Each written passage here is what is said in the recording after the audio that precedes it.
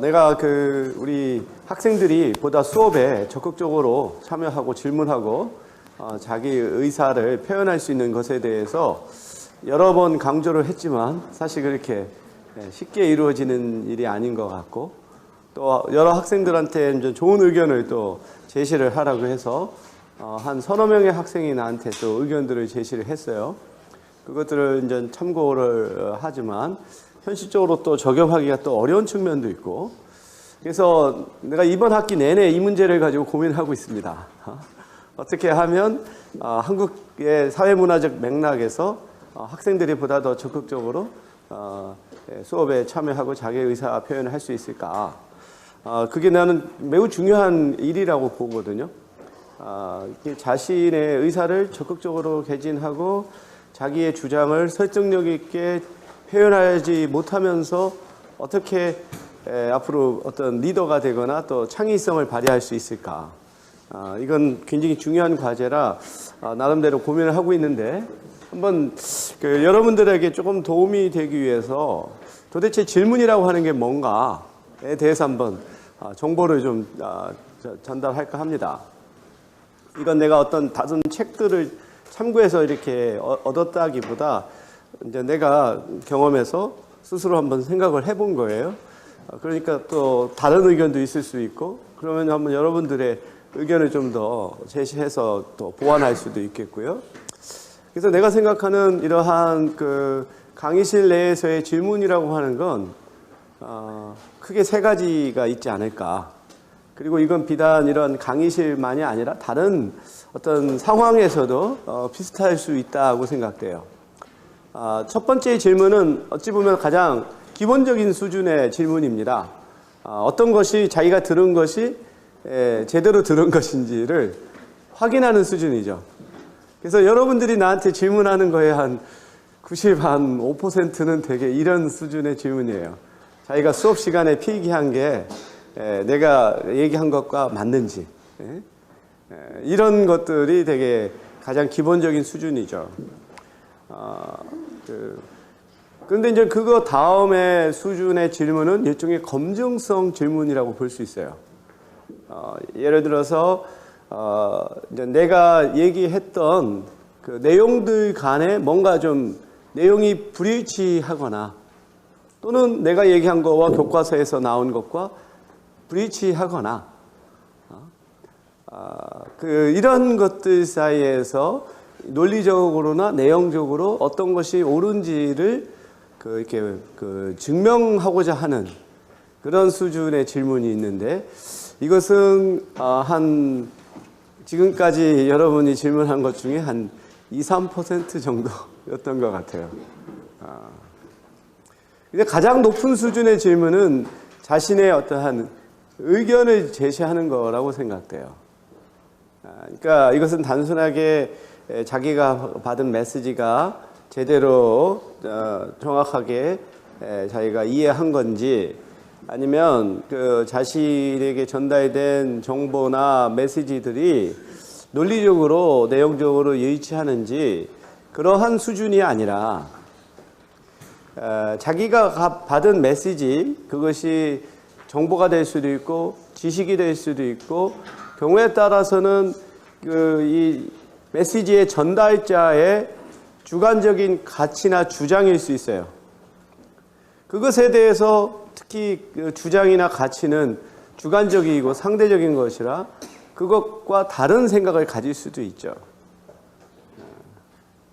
그것에 대해서 자기가 설득력 있게 자신의 입장을 전달할 수 있는 거, 그게 이제 가장 높은 수준의 질문이죠. 나는 여지껏 그런 질문을 받아본 적이 없어요. 이렇게. 그래서 일단 세 가지의 질문이 있다. 그런데 이게 일종의, 나는 질문을 학습이라고 생각해요.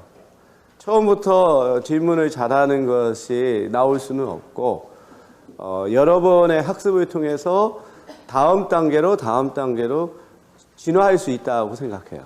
그러니까 여러분이 마지막 단계부터 할 수 있으면 그건 상당한 수준의 어떤 지식 체계를 갖고 있는 것이고, 그것에 도달하기 전에 우선 간단한 거라도 확인하는 것을, 질문하는 것을 좀 더 자기가 좀 꺼리지 않고 당당하게 할 수 있는 게 중요한 거죠. 근데 왜 한국에서 사람들이 질문하는 것을 꺼려할까? 여기에 대해서 여러분들이 의견도 좋고 잘 알겠지만 우선 첫 번째가 자신이 드러나는 것에 대한 두려움이 큽니다. 뭔가 좀 튀는 것이라고 보일 수 있죠. 두 번째는 자신이 질문한 것이 좀 자기가 몰라서 또는 엉뚱하거나 했을 때 그거에 대한 부정적인 평가, 교수가 됐던 동료 학생들로부터 그런 것을 자기가 받게 될 것에 대한 두려움, 이게 큰 요인인 것 같고, 세 번째는 다른 사람한테 피해를 주고 싶지 않아서, 특히 이제 수업 시간 마지막 때 질문하라고 하면은 지금 가야 되는데 자기가 질문해서 다른 사람 발목을 잡고 있을 경우가 있죠. 이런 그런 것에 대한 것도 있죠. 그리고 네 번째가 이게 내가 볼 땐 또 우리 한국의 사회문화적인 맥락이라고 생각합니다. 어떤 교수라든지 우연장이라든지 권위를 갖고 있는 사람들에게 질문하는 것이 상당히 어떻게 좀 도전적으로 보일 수 있다라고 하는 두려움, 그게 또 있는 것 같아요. 내가 대학원에서 처음 이쪽에 대학원에 어떤 기본적인 과목을 2학기에 걸쳐서 듣는 게 있어요.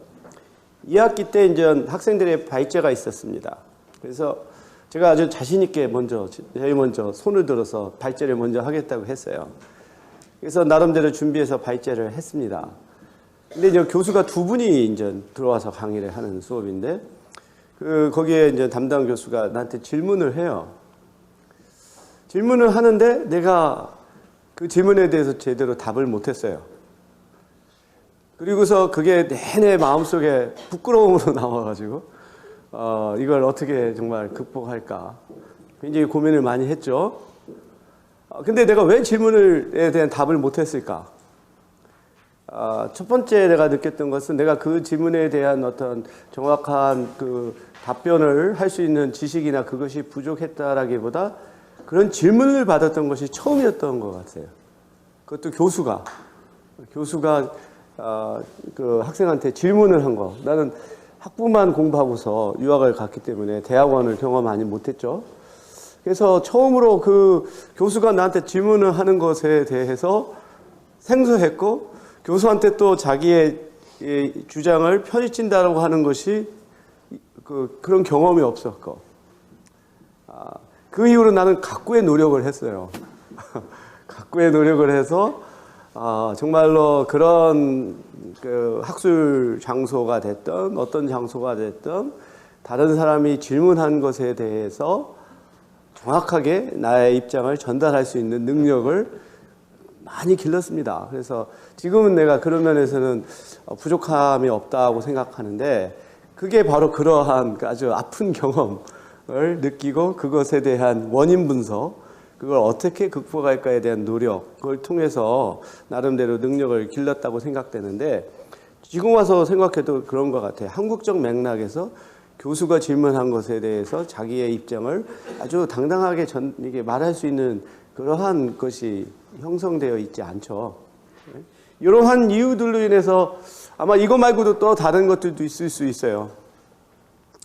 첫 번째가 가장 기본적인 건데 관심이 없거나 저는 아는 게 없어서 이런 것도 있을 수 있겠죠. 그렇지만 우선 그런 것들이 전제된 조건 하에서도 불구하고 사람들이 자기 마음속에 어떠한 질문과 의견이 있음에도 불구하고 그것을 표현하지 못하는 이런 사회문화적인 일종의 압력들이 있다고 생각을 해요.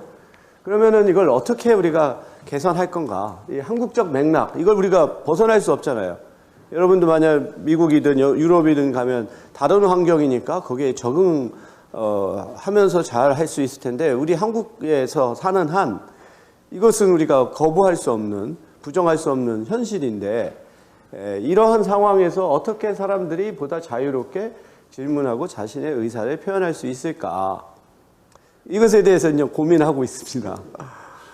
첫 번째 방법은 사람들이 어떤 자기 질문에 대한 평가가 두려움이 없는, 보다 더 자유로운 이 환경을 만드는 게 한 가지 방법이에요. 그러니까 이런 대형 강의가 아니라 좀 더 소집단의 세미나 같은 거, 그리고 또 사람들 간에 어떠한 서로 간에 그 친분이나 공감대가 있어서 자기 질문한 것에 대해서 부정적으로 평가하는 그런 것이 좀 더 적으면 조금 더 사람들이 자유롭게 할 수 있죠. 그래서 여러분 친구들끼리는 자유롭게 되잖아요. 그래서 사실은 우리가 그런 첫 번째 그 상황을 만드는 게 필요하고, 두 번째는 이 질문을 받는 사람의, 그러니까 교수가 됐던 강사가 질문에 하는 사람에 대해서 개방적이고 관용적인 태도를 보이는 게 중요하다.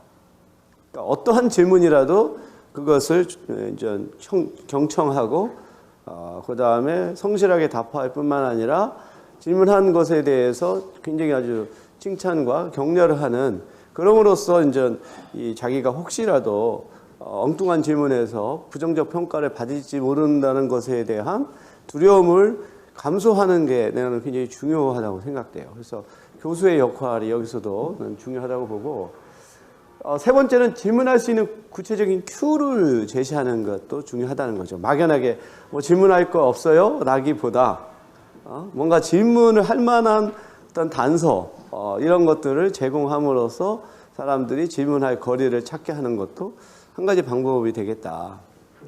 그리고 질문을 해야 하는 필요를 제공하는 겁니다. 질문을 하지 않으면 안 되는 상황에 놓여지게 되면 학생들이 질문해요.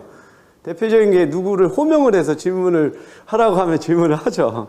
그러니까 질문을 해도 되고 안 해도 되는 상황이 아니라 질문을 해야 하는 것이 요건으로 만드는 것도 한 가지 방법이 되고, 그 다음에 그 다음으로서는 질문한 것에 대한 인센티브, 뭐 어떤 점수 같은 것을 추가로 주거나, 그리고 마지막으로 나는 내가 지금 생각해낸 게 개인 단위가 아니라 집단 수준에서 질문하는 하나의 상황을 만드는 겁니다. 왜냐하면 개인 단위로 질문하게 되면 아까 말한 것처럼 자기가 드러나는 것에 대한 두려움이 있는데, 이게 집단 차원에서 하게 되면은 자기 개인이 하나의 자신이 드러나는 게 아니라 집단의 하나의 성과를 높이는 수준 방식으로 이루어지기 때문에 그런 것에 대한 부정적인 평가는 줄 수 있는 거죠. 동시에 집단 간의 일종의 경쟁, 비교, 이런 것들이 이루어지게 되면서 집단 내에서의 어떤 연대감이 더 커지는,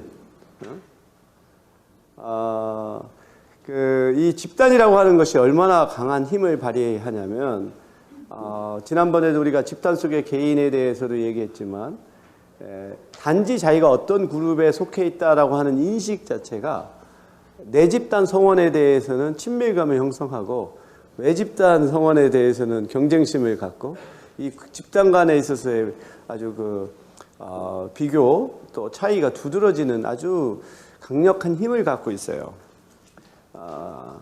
그래서 이제 비록 늦었지만 내가 우리 학생들을 4개 집단으로 한번 나눌까 합니다. 그래서 이번 학기에 한번 실험을 해볼까 그래요. 집단 수준에서의 이러한 퍼포먼스가 개인의 이런 퍼포먼스를 높일 수 있다는 생각이 드는데, 그래서 이제 우리 학생들을 4개 집단으로 나눠서 그 집단 내에서 어떤 질문 같은 것들이 정말 수업에 도움이 되는 질문이 있을 경우 그 집단에 대한 일종의 집단 점수가 주어져요. 그럼으로써 보다 더 질문을 하고 수업에 참여하는 것을 우리가 높일 수 있지 않을까, 그런 생각을 하는데, 내가 이렇게 시간을 들여서 질문하기에 대해서 얘기하고자 하는 것은 단순하게 여러분들이 이렇게 수동적으로 수업을 듣고 그런 차원이 아니라 좀 더 주체적인 입장에서 지식을 자기가 수용하는 것이 아니라 지식을 이제 만들어가는, 자기가 스스로 만들어가는, 이것이 사실 대학 교육에 있어서 매우 중요하지 않나, 그런 생각을 합니다.